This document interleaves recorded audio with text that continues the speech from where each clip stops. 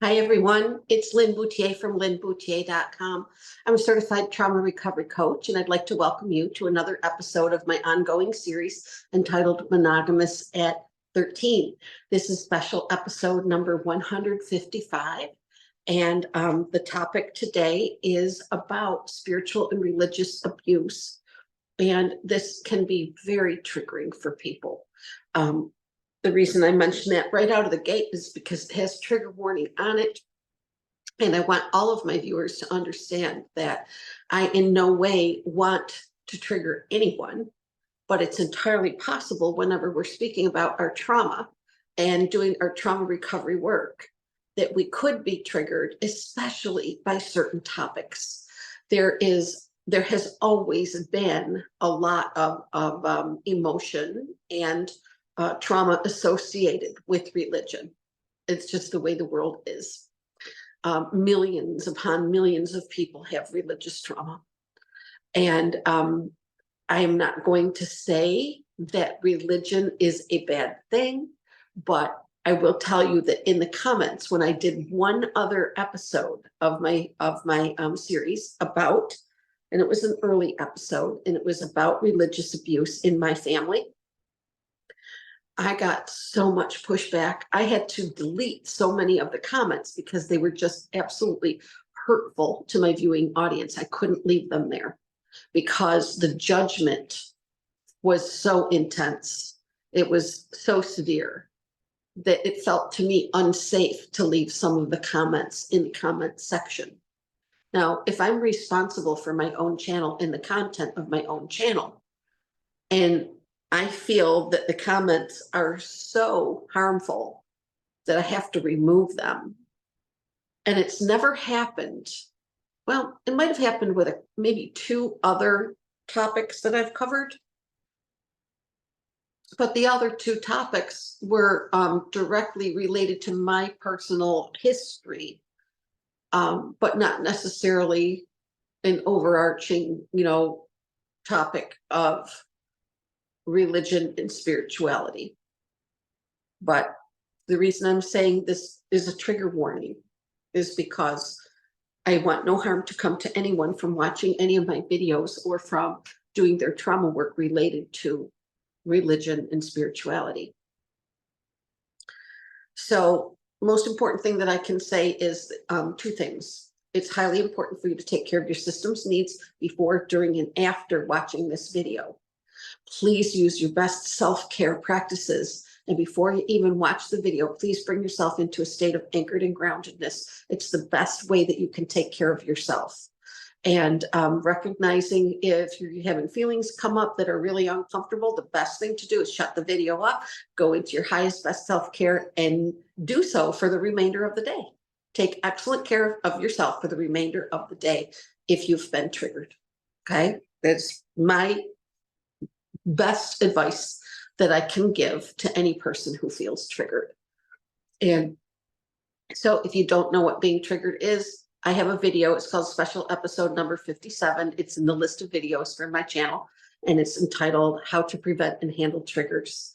And that will help you to understand what triggers are and what we can do about them for our own safety. Because when we feel triggered, we don't feel safe. All right, so as many of you know, when I make videos, the other thing, there were two points that I wanted to make. One is that we need to recognize that religious and spiritual abuse are highly triggering. And the other one is that every single person has the right in the United States of America to practice religious freedom. That also includes exemption from religious belief. You can choose to be religious or non-religious. And if you choose to be religious, you can practice any religion that you so choose without persecution. And so there are many people who don't want that to be the way it is. There are many people who want and believe that the only religion that should be allowed in the United States of America is Christianity. Then they get right down to, well, not just any Christianity. has to be my version of Christianity in order for it to be okay with me. Well, that's what happened in my family. So I'm going to speak about that for a little while today, and going to speak about what after effects it has. But first, I would like to share with you an article from marriageandfamily.com. And marriageandfamily.com has, marriageandfamilycenter.com. I misspoke.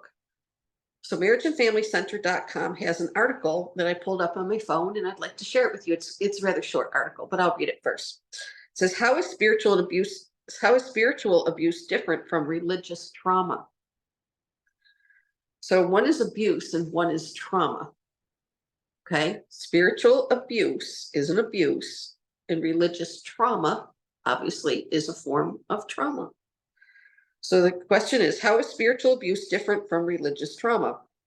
Spiritual abuse is an event or series of experiences a person endures from a religious leader or organization. I'll pause here for a moment to say spiritual abuse and religious abuse are just two different names for the same thing. Okay. It can be acutely traumatizing at the time, but it is more often slow, subtle, and insidious. Religious trauma is the ongoing effect that spiritual abuse can have on a person. Entering a church building can bring a rush of emotions. Hearing certain phrases, hymns, or songs, or specific verses of the Bible read or quoted can trigger a trauma response. Spiritual abuse involves an experience with an abusive person or more, while religious trauma is the ongoing effect that the experience has in the survivor's life. Even after ending a spiritually abusive relationship, the effects of religious trauma are ongoing. In fact, it is usually not until after leaving an abusive environment that the extent of religious trauma is discovered and healing can begin.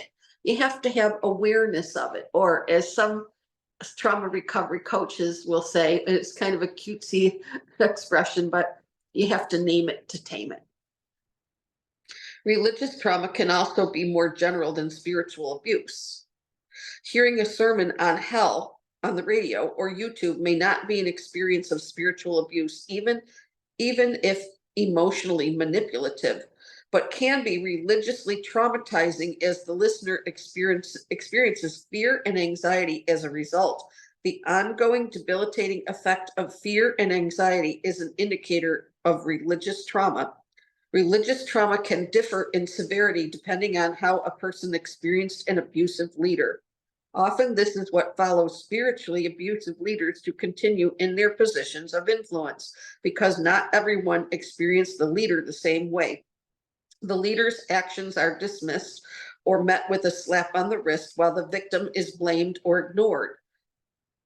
Let's pause for a second. I'm going to say that again. The leader's actions are dismissed or met with a slap on the wrist, while the victim is blamed or ignored, causing further isolation and trauma.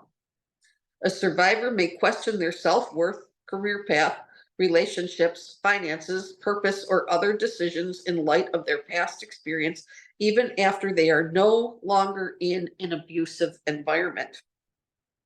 Even after ending a spiritually abusive relationship, the effects of religious trauma are ongoing. In fact, it is usually not until after leaving an abusive environment that the extent of religious trauma is discovered and healing can begin. A survivor may question their self-worth, career path, relationships, finances, purpose or other decisions in light of their past experience, even after they are no longer in an abusive environment.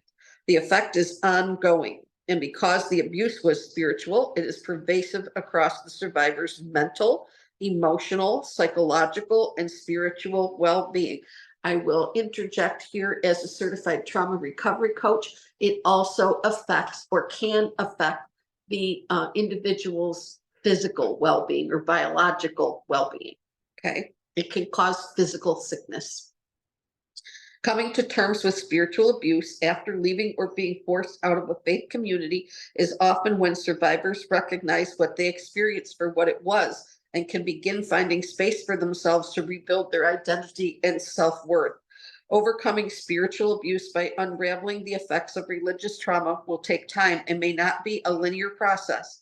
Some survivors experience debilitating effects in their relationships, careers, and identity that surface unexpectedly. Now, when we sit here, it affects their relationships, careers, and identity. I want to stick a pin in that for a moment, okay? Because we can have disruptions in our identity that it can be so fundamental that we absolutely have a change in either our identity or our perception of our identity. And that is a really important point, and I will be speaking on that in a few moments, that surface unexpectedly. So when you have a change in your identity that surfaces unexpectedly, that can be very, very disconcerting.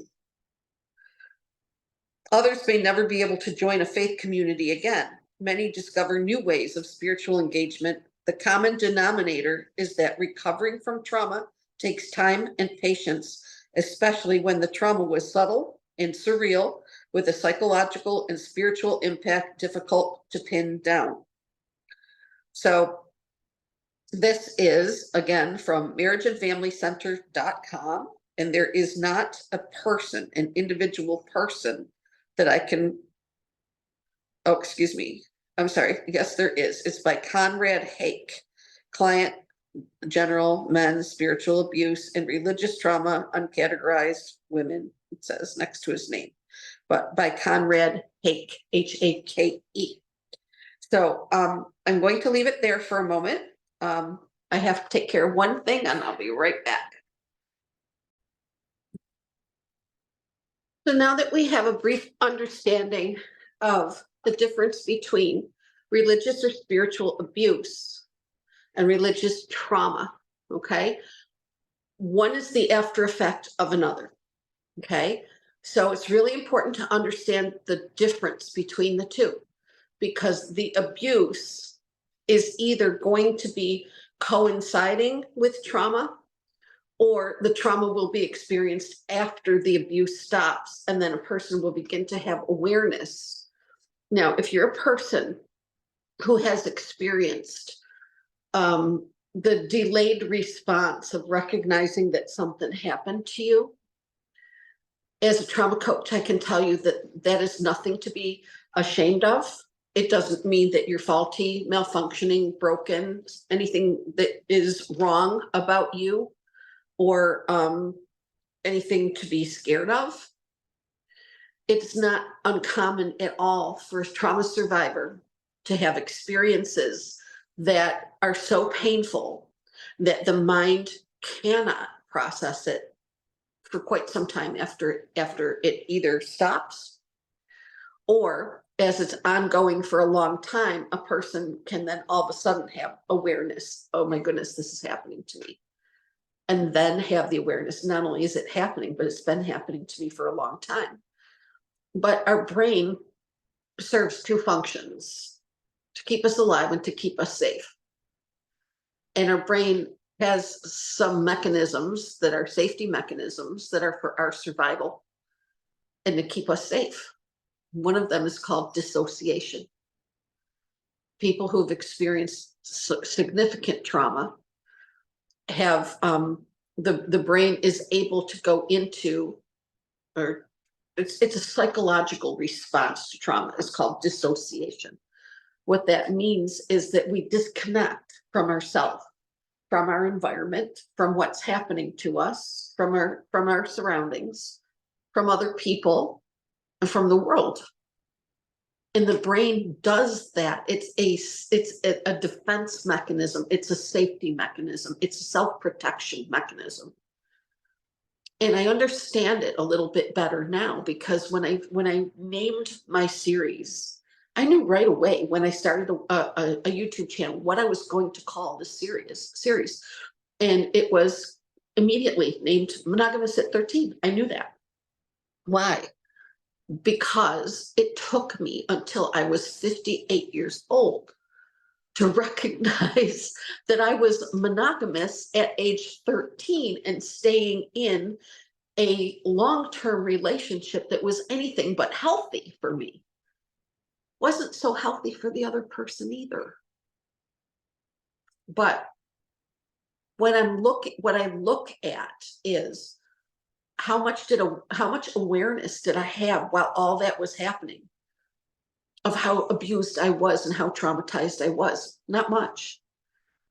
I was turning to my boyfriend to help me cope with the religious and family trauma, the intergenerational trauma that I had experienced, not recognizing that I was creating a whole new set of trauma experiences just through the coping mechanism, because having a relationship at age 13 was my coping mechanism for the religious and spiritual trauma that was happening to me. No doubt about that.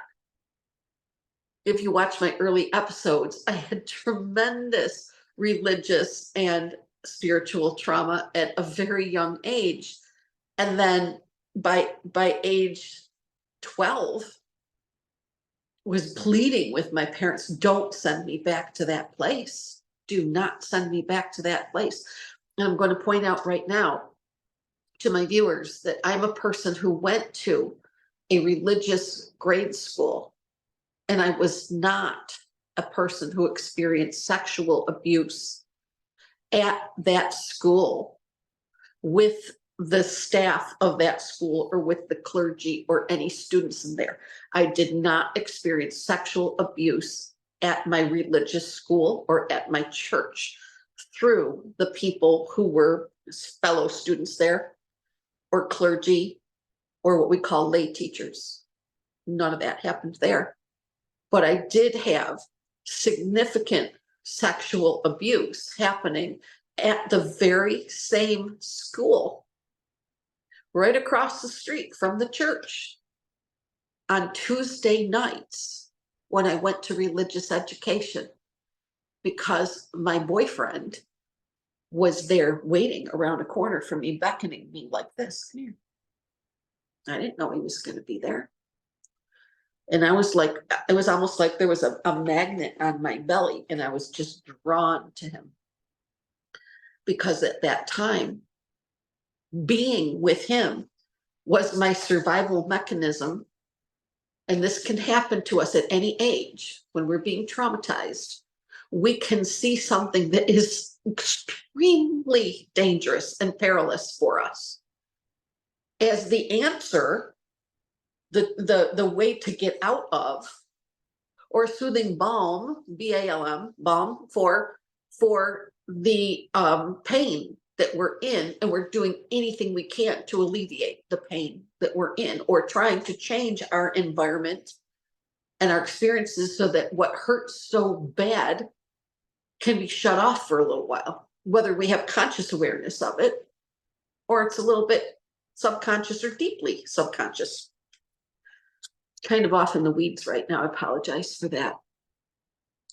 But I did not have religious abuse directly. So I want to pause for a second. Yes, there was plenty of religious abuse. Yes, there was. Spiritual abuse, yes. But I did not have sexual abuse related to, nuns, priests, teachers, other students in my religious education environment. It just didn't happen then. That all began on the religious, I'll just call it the church property, because this a Catholic school is church property, but it was an outside person that knew that I would be there, that intercepted me between getting out of the car and going inside of the building, and thinking that that was consensual. No, it was coercive. But what did that do to me about religion? I'm there to get my religious education, and I actually wanted to be there. I enjoyed being with the teachers. I enjoyed being with the other students. I thought that the activities that we did in the classroom were kind of fun and interesting. And at that time, I was still uber Catholic. I really, truly believed all Catholic doctrine. I was totally hooked in. I'd had nothing else since, from the cradle. And I embraced my Catholic faith very strongly. And yet the guilt and shame that I felt for what was happening there, and then what would immediately happen afterwards was just, I felt like the filthiest thing on the planet, which is perfectly normal. There's a normal response. Exactly that. It is the most normal response for any person who is being sexually abused on a church property. Whether you're like a partially willing participant, if there's such a thing, but with coercion, they want us to believe we're willing. But if that person hadn't showed up, would I have just been finding anybody in the parking lot waiting to go in, to come around the building with me and do stuff before going in? No, never. Never. I would have just got out of the car, walked in the building, gone and done my thing, and, be picked up a couple hours later. But that's not what happened. What that leaves a person with is a tremendous religious, related to religion and spirituality trauma. The trauma is what feels painful, hurtful, devastating, shameful, broken, injured, uncomfortable, sad, rageful, angry, humiliated, embarrassed, all of that's inside afterwards. And we carry that inside of us. And I'll pause here for just a moment to say, yes, 100% that can be healed, because we're human beings, and human beings either have something happen to them that's beyond their control, or they made a mistake. And it could be a blend of the two, could be a few other things added in, but we're human beings having a human experience. And just because you have a religious trauma, a religious experience that went horrendously wrong, does not mean that you are a bad person. It does not mean that you are a shameful person. I don't mind putting my story out into the world. It does not hurt me at all to talk about this and to put this on video for people to hear and to watch. Does not hurt me to do that, because I know that what was happening to me was not my fault. I didn't just coerce and manipulate myself into doing things that I did not want to do. I was so desperate for love and attention, acceptance, approval, and care. And I thought, well, maybe I have to cross these stepping stones to get to love, acceptance, approval, support, care, inclusion. Just for someone to tell me that I'm worth knowing and that I'm good. But I did it through a completely destructive way that I did not choose for myself. I was coerced into it. I allowed it. And this is one of the things that's so painful for us when even if it was a non-sexual abuse that happened on a church property, a religious property, a school property, whatever place of worship that you went to, if it happened to you in that way, we can get really caught up in the thing, yeah, but I allowed it. But let's look at it a little bit differently. The person who did what they did to abuse you, whether it was verbal, emotional, psychological, sexual, physical, financial, whatever kind of abuse happened to you through the religious organization or on their property, or even at your home through a person who was a member of the clergy or a tangential, related to, and I don't mean family relation, although it could be. But I'm saying any person who was a representative of that religious organization in any way, no matter where in the world you cross paths with them, if they were going to exploit and manipulate you they set out to exploit and manipulate you. You didn't seek them. You didn't invite them. You didn't give them permission to exploit and deceive you and manipulate you. Let's go off into a different direction. And I had mentioned before something about identity. It said in that article that even our identity can be changed through spiritual abuse, religious abuse, and spiritual and religious trauma. What can happen in extreme cases? As I said before, our mind and our brain, and they're not the same thing. Our mind and our brain are not the same thing, but they both have the ability for us to, we're right back to the two things that the brain does: keep you alive and keep you safe. How does it do that? At times of extreme distress, through dissociation. Well, many of us know that there's something that used to be called multiple personality disorder, but is now called dissociative identity disorder. And I had one incident where I spent days getting to know a person who had dissociative identity disorder, and they disclosed to me that they obtained it, they acquired this condition through extreme religious abuse, spiritual abuse.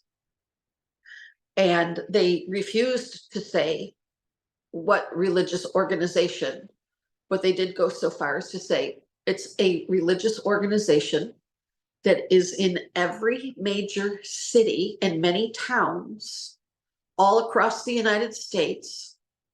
And it is extremely well known. It's not an obscure little church. And there are two that come to mind immediately for me. But she said she knows for a fact it's happening in several of them. Okay. So she said, if you're thinking one, it might be the other, but you can rest assured that it's happening in all of them. She said, I've known people who've had similar things from these religious organizations. And I said, well, I know you can't tell me where and who caused you to have this, but she said, well, I'll tell you what this is how much I'm willing to share with you. I have dissociative identity disorder. Not me, Lin Bouthillier. I do not. No, have never had any dissociative identity disorder ever. But this individual was telling me, I have DID, dissociative identity disorder. My mother has it, and my maternal grandmother has it. So 3 generations of women in my family have it, and you can't be born with it. It can only be the result of severe trauma. And so I said, do you feel comfortable sharing with me? So, I mean, I'm really interested in learning this from you. But if it's too much for you to talk about, you are not required to talk about this. She said, no, I want to. I want to share with you what happened to me. And I said, okay, I will listen without interruption. You can say whatever you want, and I will not judge you.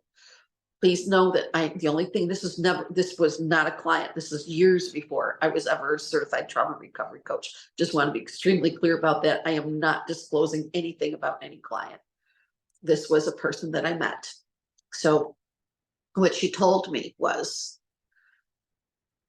it is so bad in the church organization that I belonged to. And she said it wasn't just the one location. I went to several of them in the area where I live. They were all doing the exact same thing. And she said that none of your private life is private. If you are seen out in public doing something, and she gave the example of walking down the street holding hands with a boy, and someone from your church community sees it, they're going to report it to a church elder. And the next time that you go to church, you're going to be told, come here, we want to talk to you. You get taken into a private office and you get grilled for the longest period of time until you confess everything. And even if nothing happened, you might confess things that you didn't do just to get it to stop. Because if you say, no, nothing happened, they're like, well, we want to know, did you have intercourse with that person? And you're like, no, I didn't. And they're like, we don't believe you.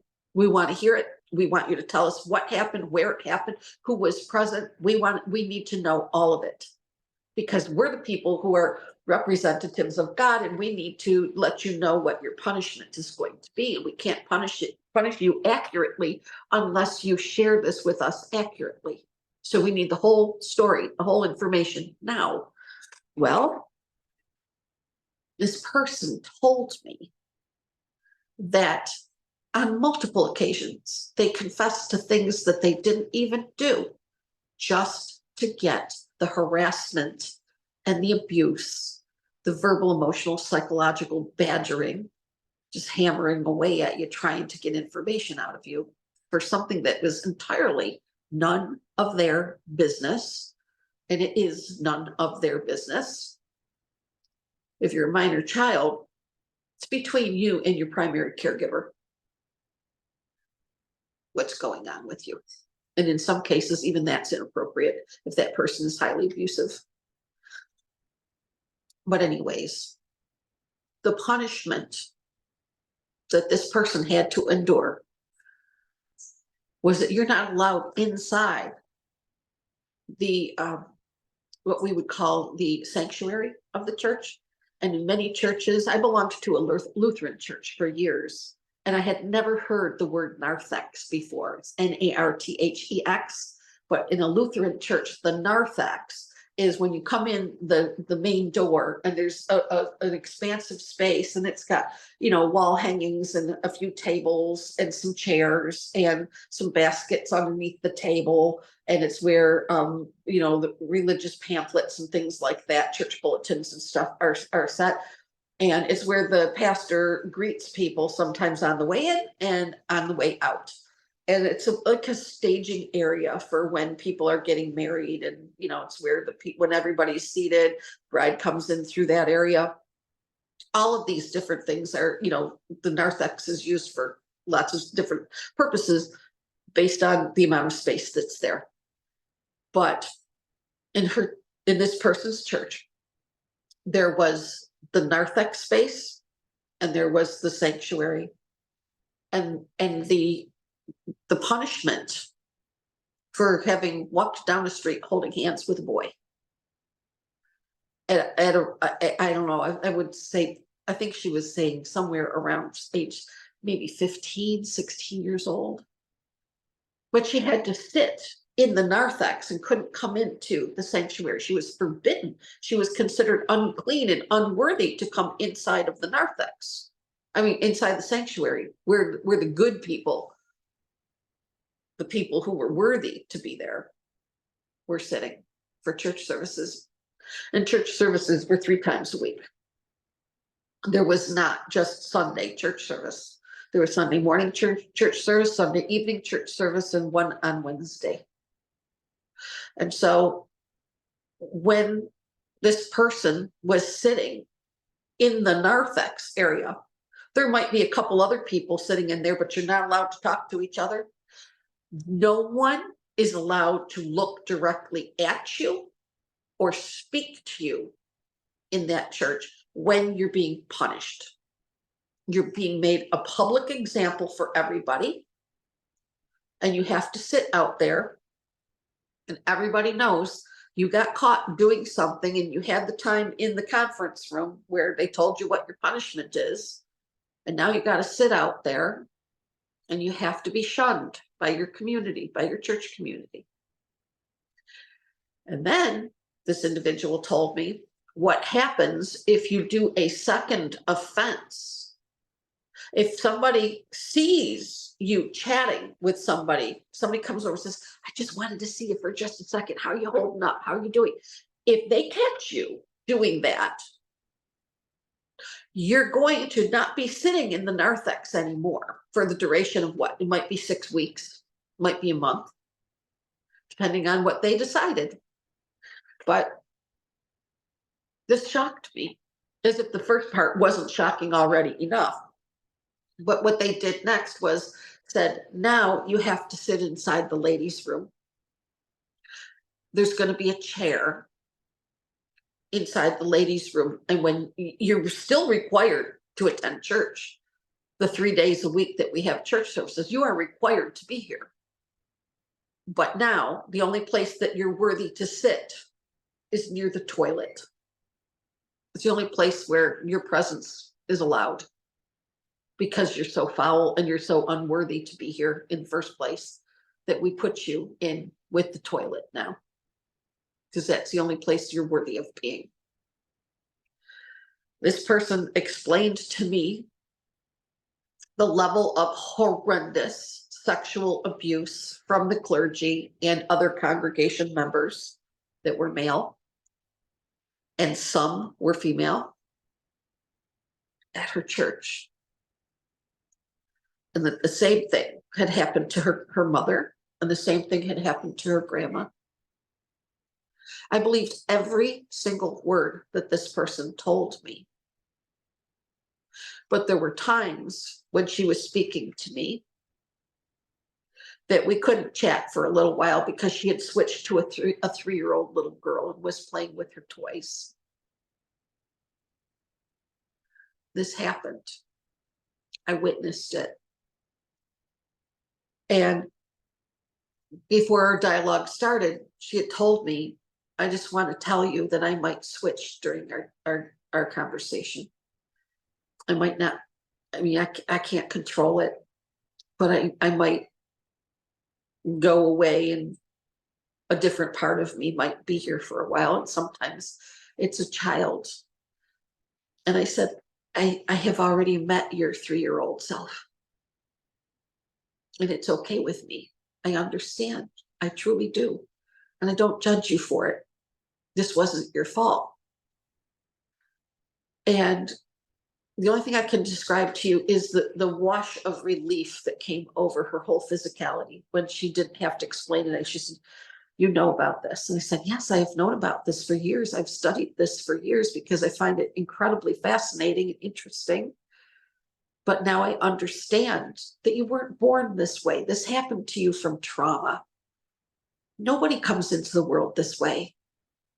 It's done to you. It's a result of having such severe, unbearable trauma that the mind uses whatever resources it has, and dissociation is one of them, to make it so that you can cope and survive. And that's just one of the things that disorder is. It is an extreme survival and coping mechanism for the mind and the brain. So when someone told me their religious trauma story, I understood her as much as I could in that moment, but I also understood myself a little bit more in what I had been through. And it helped me a little bit to understand that the feelings that I have are real, they're genuine. What happened to me was what really truly happened to me. And it took me a long time to recognize what happened to me because of dissociation. I didn't have, I didn't dissociate to the point of it being a disorder, but I did dissociate and not have clear conscious understanding. I could remember what happened, but I didn't have clear conscious understanding of what was taking place within me as a human being that was giving me so much stress.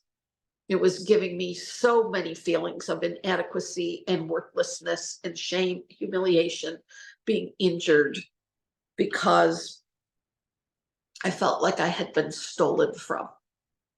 It's the best way for me to describe it, is religious abuse made me feel stolen from, like parts of me. It felt, I know that no one can take me away or parts of me away. Nobody can physically do that or energetically do that, But what happens is the feeling that it happened is so intensely real. The feeling is real. That is the feeling that it can give us, is that you just keep on taking little bits and pieces of me away, and I'm just diminishing and diminishing and diminishing and diminishing and diminishing down. And I feel like I can't get back to myself now. It's gone on so long, I can't even fully connect with who and what I am anymore. So I'd like to go now and branch off into a little bit different area.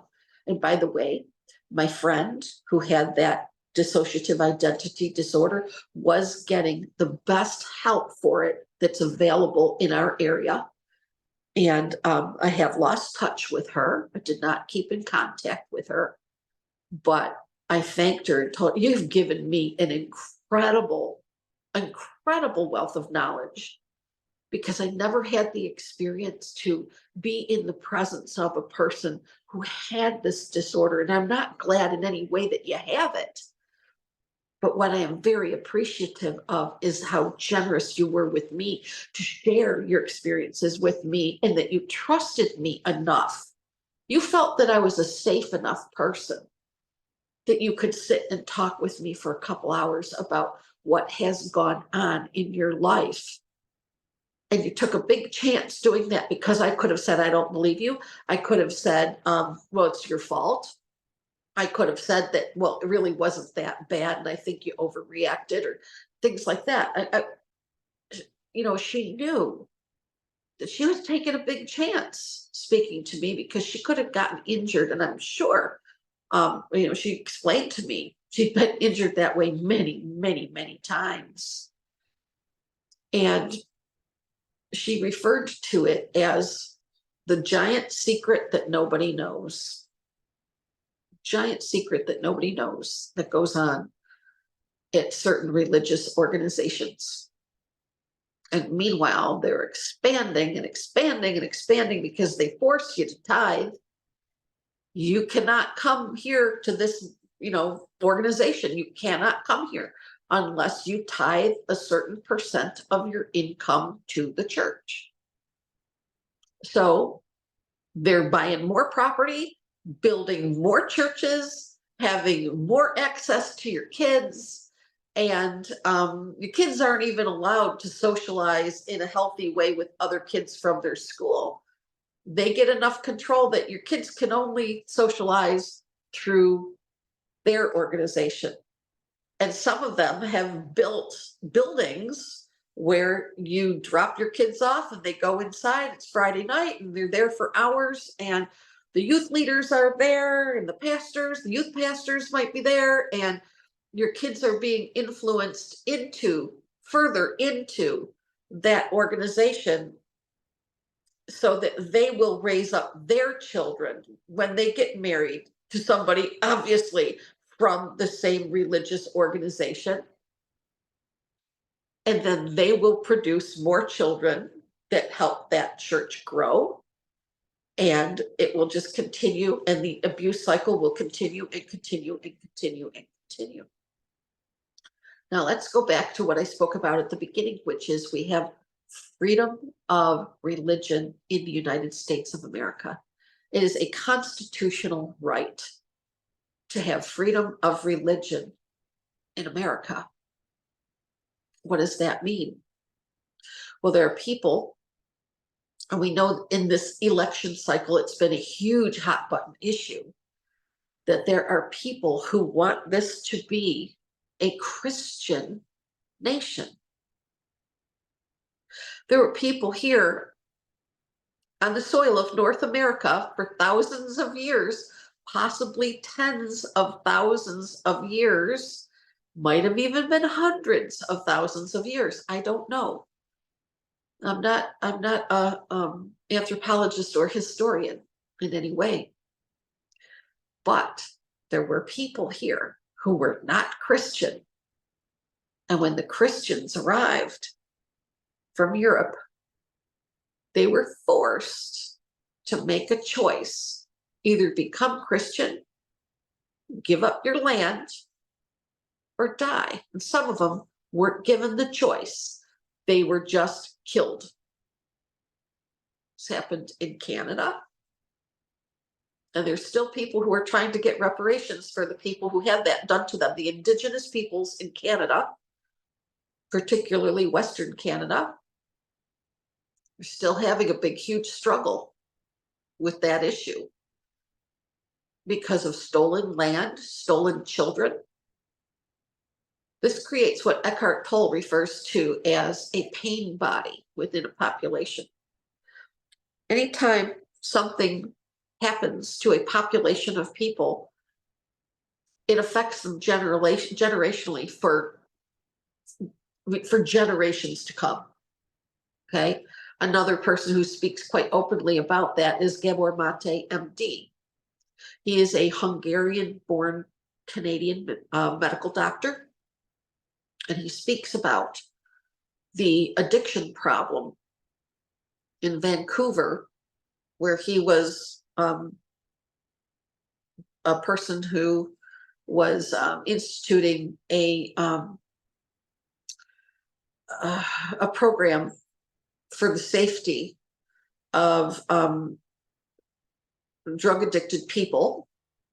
The population has a very, very high, there's a high incidence of Indigenous people with very, very, how do I say this, very serious drug addiction problem where it's intravenous drug use. Okay.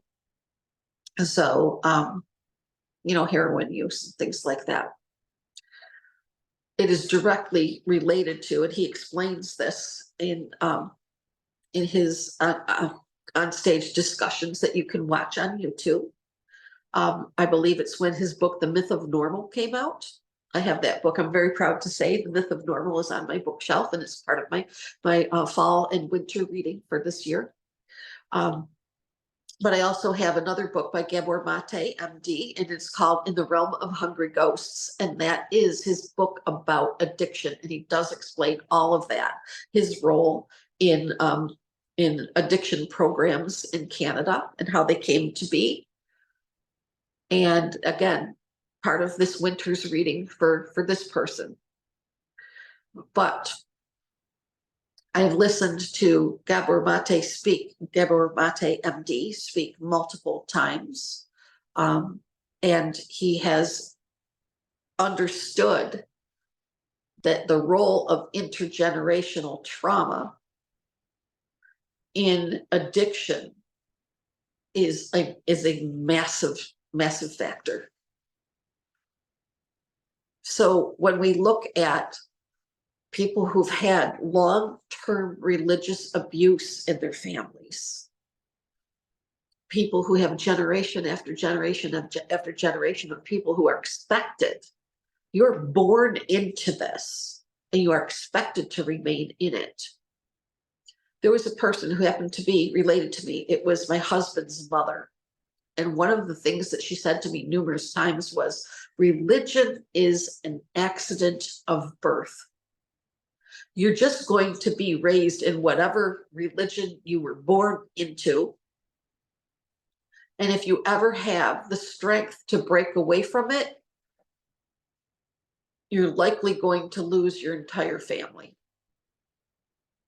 Well, she was what was called a C&E person, Christmas and Easter. A C&E Catholic is a person who goes Christmas and Easter to church service. Rest of the year, nope. And I didn't really care one way or another whether or not she practiced her Catholic faith. Her husband was an usher at a Catholic church, and he went every single Sunday to church. And he switched parishes multiple times during my relationship with my spouse. He had been at 3 separate Catholic churches, and the town that he lived in had 3 Catholic churches, and he had been a member at all 3 of them at different times. I belonged to 2 of them as an adult. As an adolescent, I belonged to 2 of them. And then as a young adult, the second one that I was at was where the religious abuse became noticeable and severe, and it wasn't sexual abuse, but it was abuse. It was emotional, verbal, and psychological abuse. And I decided to just end it then. And for years more, even after we moved from our apartment into our house, and we never went to that church again. They found out that we moved, and they started sending the envelopes, the weekly donation, for your tithe. They were sending the envelopes to the new place where we lived. And I thought, how interesting is that? They found out that we moved and we didn't tell them, but they wanted their money for sure.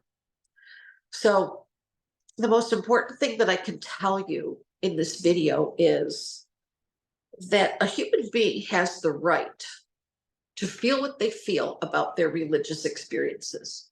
We have the right to attend whatever religious denominations services that we want to. We can become a member at any religious organization that we want to. And we're going to get lots and lots and lots of opinion from other people. Religion is one of those things where some people have just a tremendous amount of opinion, and they believe they have the right to have that tremendous amount of opinion, and sometimes interference, and sometimes threat, and sometimes dominance, sometimes control. Sometimes they can even be extorting us or coercively controlling us over religion. I'm going to tell you one more anecdote about something that happened that made me see religious abuse clearly. It's just one of the things that happened that helped me to see religious abuse clearly. It was something that happened, and a lot of times religious abuse can be heavily associated with a time that you were already stressed and traumatized. And for me, it was right at the end of my father's life. My mother had been taking care of my father at home, in the family home, just the two of them living there. And he had lung cancer, and his treatment had gone on until I took him to his last appointment with his oncologist at a cancer institute in Buffalo, New York, where he was being treated.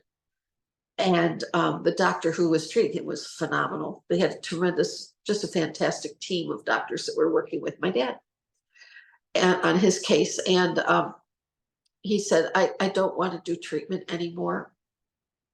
I don't want to have any more radiation. I don't want to have any more, I just want to be done with it. I just want to relax, rest, and enjoy the remainder of my life without treatment, and whatever happens, happens. And they had a short conference and came back in about 20 minutes later and said, we've had a very lengthy and detailed conversation, and we all agree, everyone here in this department that treats you agrees with your decision. You will not get any resistance from us. And the door is always open in case you want to come back. But we will discharge you from our care today, because you're telling us that you don't want to come back here and have any further treatment. Am I getting that right? Do I understand that correctly? And my father said, yes, you've been wonderful. Thank you for everything, but I don't want to come back. And so that had happened in October of 2016. And then in February of 2017, he passed away calmly and peacefully in a hospice bed, not too far from where I live right now. So when my mother called me the morning of the day that he went to hospice, he was getting hospice nursing care at the house. They had come to the house and taught my mother how to inject his morphine. And my mother had been a nurse in training and dropped out in her third year, and it had been decades, like 60 years since she had given an injection. But she was very happy to do that for her husband, to give him some relief. She wanted to be able to do that for him. And so she had just for a few days been giving him his morphine injections. And then she got up in the morning and she said he always wanted to have his breakfast. Even when he was feeling awful, he would still say, yeah, I'll take a little breakfast.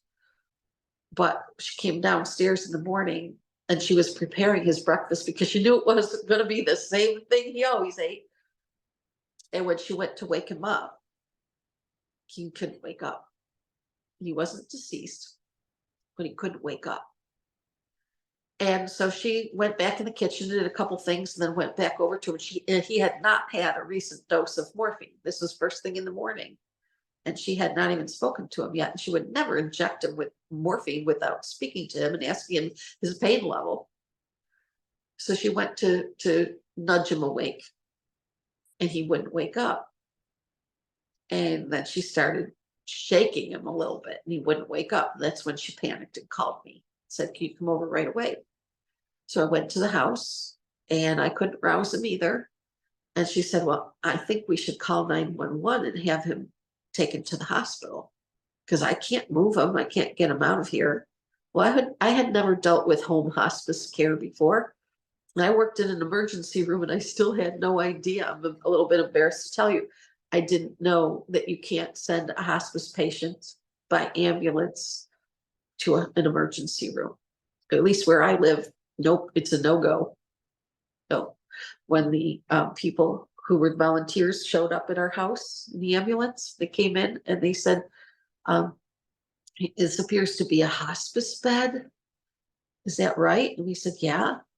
He said, how long? They said, how long has he been on hospice? And we told them, and they said, we can't move him. We cannot move him. You have to call hospice. And if hospice says that they want him moved by ambulance, you call us back and we'd be so happy to come and get him and transport him. But we can't move a hospice patient. We're not allowed. So they left and my mom called the hospice nurse that was, assigned to him. And she said, I'll be right there. And she came over and she examined him and she said, he needs to go into inpatient hospice today. He's going to need a level of care that you can't do. And she asked us, are any of you able to live at the house? And we all said, no, we're not able to stay here. There was various reasons why, but nobody could do it at the time without causing tremendous hardship to other people. And so she said, well, then inpatient hospice is the only way we can go, and he'll be moved today. So while we were waiting for the hospice transport people to come and take him over to a place just 2 towns over, what happened was one of my sisters went in the kitchen to make herself a cup of coffee. And another sister who is highly religious and has been fanatical in her religion for years was in the kitchen at the same time. And the sister, I'll just call them, let's see. I'll call them Cindy and Barb. Okay. So Cindy's the younger of the two, and she was making herself a cup of coffee, and Barb came in. And Cindy said, I'm really worried about Mom right now. And I'm worried that this is the end for Dad. And I'm praying really hard about this. And Barb said to Cindy, she got all on her hind legs and, oh, really? You're praying? Are you praying to the same God that I believe in? Are you praying to the God of Abraham? Or do you even know what God you're praying to? And Cindy told me all about this in great detail later. I could hear it going on in there, but I was a little bit preoccupied with sitting with Mom. And I could hear it. It was just a few feet away. And I could hear Cindy defending herself and saying, all I said was, I'm praying. That's all I'm saying to you. I'm praying. Yeah, but if you're praying to the wrong God, it's not going to help here, is it? So which God do you pray to? And by the way, which Bible do you read? Do you read the right Bible Are you reading the garbage Bibles from other people? I'm paraphrasing here, but that's what she meant. And Barb is just ripping into this sister who is trying desperately to cope with this could be the day that our father goes, non-physical is my word for it. He might die. He might pass away. And she's being religiously badgered and shamed and humiliated by another sister in the family home, in the kitchen where we had, our whole childhood, almost our entire childhood took place in this house. But it's traumatic enough when it's the day where your parent is going to be moved to a hospice facility and you know that he has had like 6 years since diagnosis with lung cancer, and then he stopped treatment, 5 months before? Yeah, 5 months before. And now, right now, is the time where you're going to attack somebody for not being a good enough Christian, an accurate enough Christian, a worthy enough Christian, or the right kind of Christian. Whether or not you're praying to the correct God, both of them are having a significant trauma response to what's happening in the house that day. Sometimes, as a trauma response, a person can attack another person. This person was known for decades to be a religious tyrant in our family, and I don't use the word tyrant lightly, to being tyrannical about their religious belief, fanatical about their religious belief, shaming and humiliating and degrading other family members at will whenever she wanted to try to force people to do what she wanted religiously. She had tried it with me a whole bunch of times, and I caved into it so many times. I was showing up at things that she shamed me into going to. And then when I told her, you know what, I am a Christian, and at the time I was, and she said, yeah, but not good enough. You're not doing nearly enough. Are you going to a Bible believing church? No. I read my Bible at home and I pray. So I read my Bible and I pray. Well, that's not good enough. You have to be in a Bible believing church. And then once you get into that church, you need to be attending that church regularly, and you need to be tithing, and you need to be training up your children in the same religious traditions that you have learned, and your whole family is supposed to be engaged in it.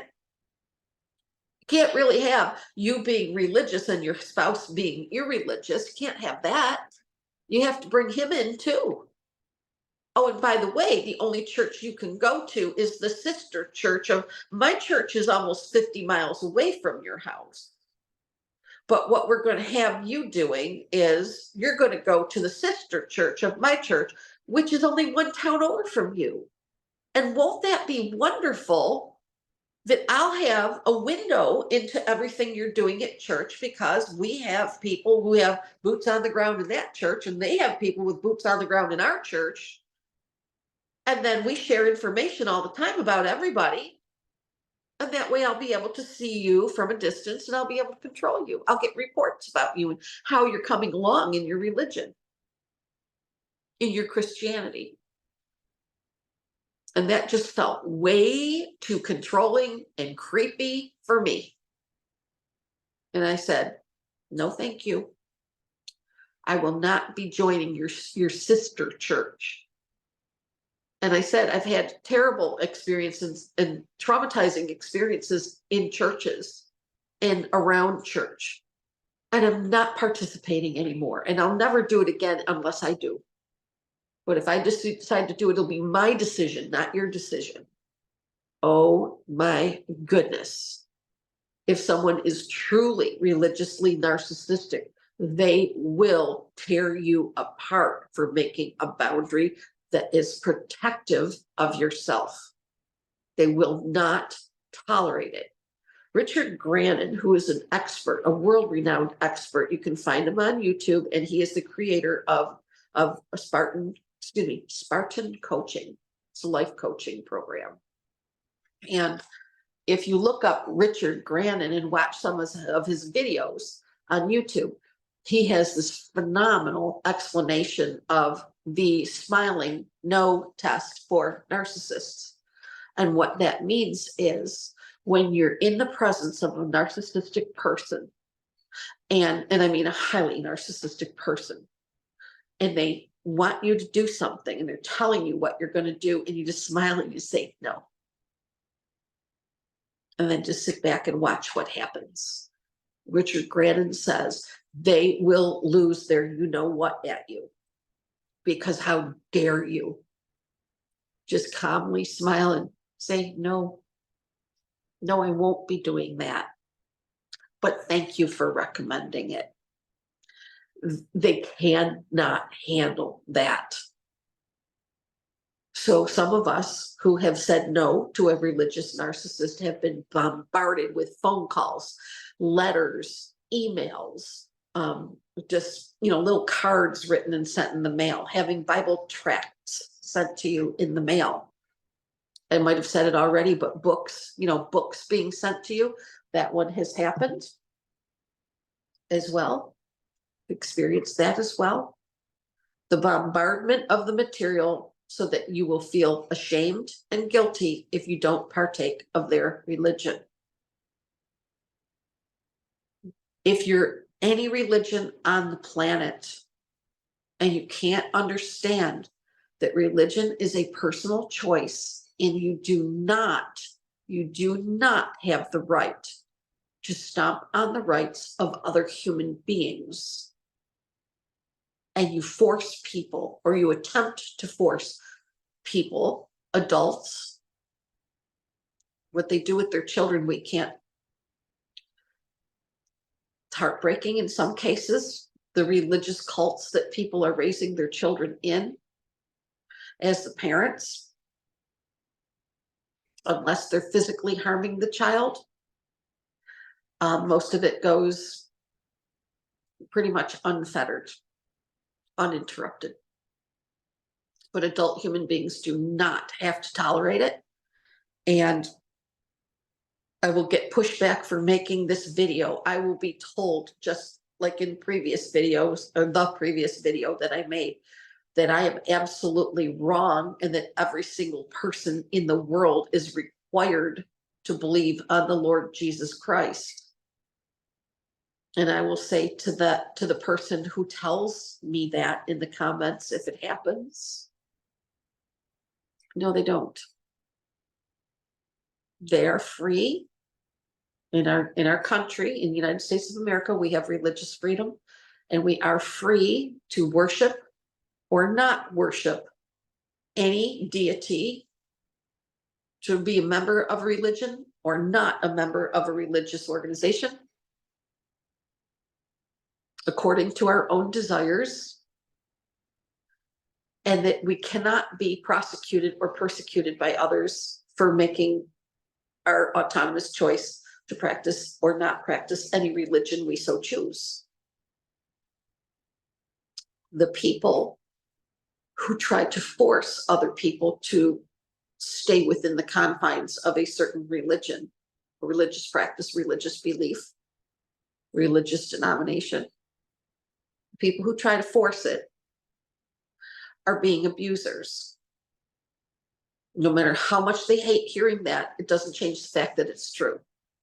If you're forcing another person to be in a religion, and they are a person who is an independent adult, if they are not their own child, I don't mean that in the sense of ownership, but I mean if you are the legal guardian, the primary caregiver, the parent of a child, then the child is going to be in the religion that the parent chooses.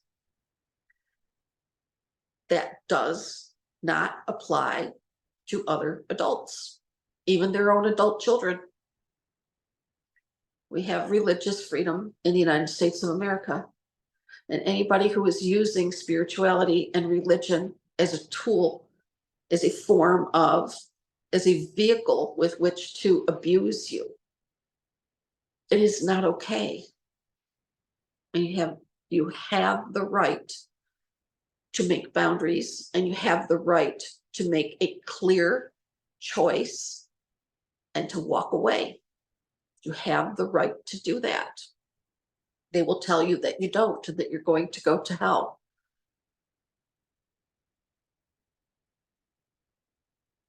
It's up to you whether or not you believe that. I personally don't. My personal view of God and the way God views people who are supposedly made by God and loved by God, I've described it to people this way. I can't imagine that a carver, a person who likes to carve figures out of wood, would get a nice big fire roaring near where they're sitting, not too far away, but where they can see it. Okay. Get that fire going, and then sit there and carve a beautiful, exquisite little wooden figure. And then just look at it and then just toss it in the fire. Just burn it up. Create an exquisite thing and then just throw it in the fire because it had a flaw. Doesn't make any sense to me. As a human being, if there is a God, and I don't know, if there is a benevolent being that loves us, an unseen, all-knowing, benevolent being that loves us and knows us personally and created us, I just personally don't believe that deity, that divine being, is so cruel that it would reject people for not agreeing with it. I just can't make sense of that. But that's just me. And I have been unloved, criticized, humiliated, embarrassed, pushed away, disconnected. Just tremendous manipulation, minimization, and validation. All of the behaviors of narcissistic abuse have been done to me and my family members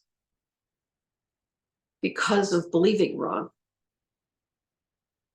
And the shame and humiliation and embarrassment and pain and rejection and misery that happens from people who do that to us is exactly what they want.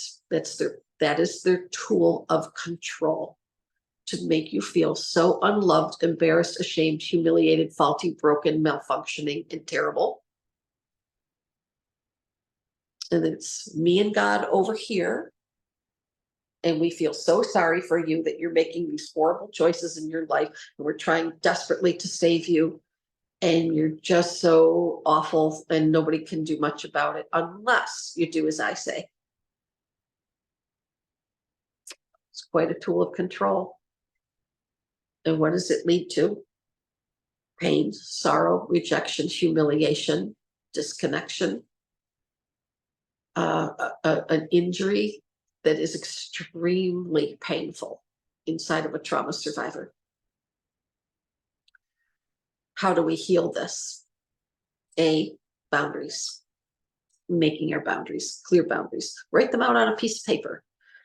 Play with it for a little while, making different boundaries. Just get a little notebook and start writing the boundaries. If you could have anything your way in the world about this, Write it down. You don't have to live by it. You can tear it up and make a different one the next day. But writing, putting pen to paper and writing out what we want, making a list of what we don't want, and then write with a column in between, make another column next to it. For each thing that we don't want, write what we do want. Do the same thing for our feelings. How does this make me feel? The list of emotions and feelings that I feel. Emotions and feelings are not the same thing. Feelings are obviously felt in the body, but we can make a list of emotions and feelings. And then on the other side, with the line in the middle, on the other side, for each corresponding one, we can write what we prefer to feel. If it's humiliation, I would really actually like to feel stability and proud of myself. If it's verbal abuse, mockery, if that's what's happening, what I want is to live according to my own beliefs and know that it's okay. We can write whatever we want, but there's going to be the side that is the things we don't want. And then the opposite of that is all of the list of things corresponding to each one that's written that we do want. And then we can write out our goals. How do I want to live? One goal might sound like this. I want to have as little contact as possible with the person who is the religious abuser in my family. And then we can make a list of action steps, like 1, 2, and 3 underneath it. When their phone, first one might be, when they ring my phone, I'm not going to answer it. I'm going to let it go to voicemail every time. Number 2 might be, I'll decide on Saturday mornings to check my voicemails from them, just from them. Okay. And number 3 might be, I'm no longer going to spend time shedding tears over how they hurt me. I'm just putting that to rest. They don't get to contact me directly anymore. And on Saturdays, if I feel like it, I can listen to their voicemails. If their voicemails are anything that are trying to manipulate me, they get nothing. They get no response. If their voicemail says, I'm getting in touch with you because something happened to somebody and I just really needed you to know about it, well then, you can make the choice on your own. Do I want to call them up and get more information, or do they just give me what I need to know and I don't need to respond to this?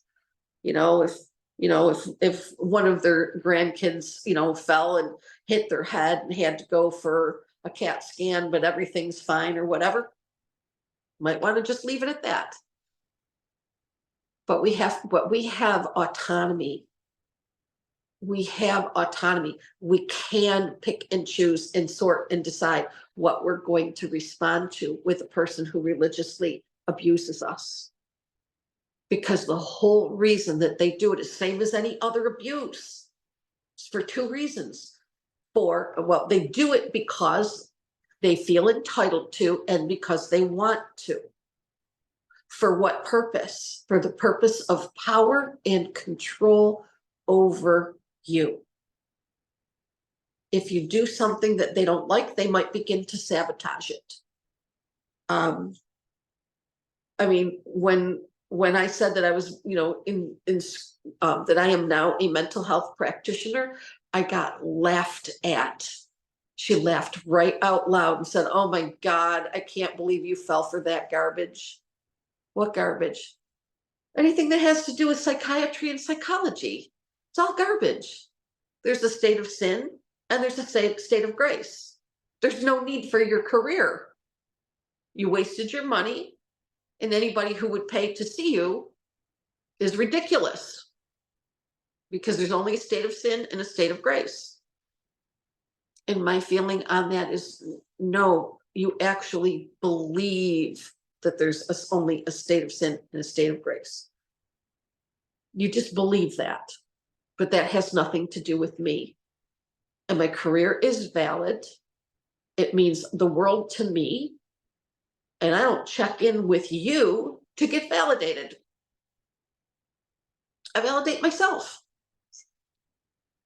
I do not need a person who is a harmful, hurtful, cruel, abusive, religious zealot who loves to get out her shame thrower, load it, point it at you, and pull the trigger. And I'm sorry for the graphic thing, but a shame thrower, where meaning they're shooting flaming arrows of shame and they want to get them right into you.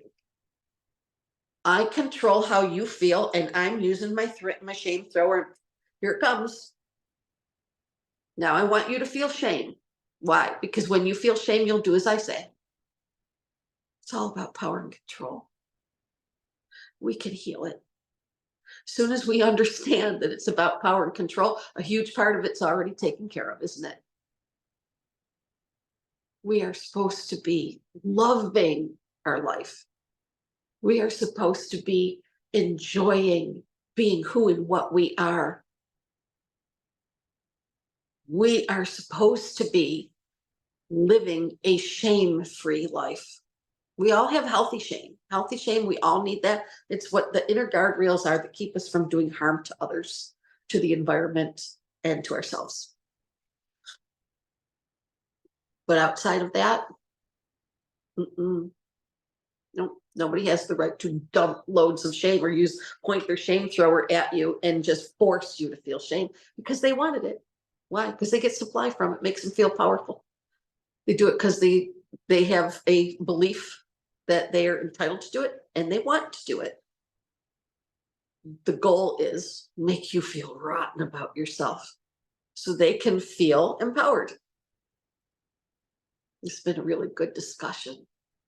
I'm glad that you were here with me for this today. It has run really long, so I'm going to wrap it up now. If you want to become a client for Certified Trauma Recovery Coaching, you can reach me through linbouthillier.com. You can email me, lin@linbouthillier.com. You can call my phone at 716-994-3052. And all that information is in the description page for all of my videos. If you've enjoyed this video, please hit the like button. Hit the like button right now, and that will really help boost me in the ratings for YouTube. Please like, subscribe, share, hit the notification bell, put comments in the comments section. I love to read and answer the comments on my videos.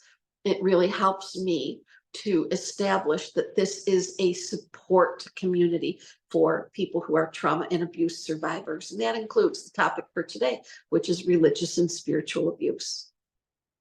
I hope you have the very best day. And please remember, self-care is never, ever selfish. It's essential to well-being. And you are infinitely worthy of your own trauma recovery. See you next time. Bye.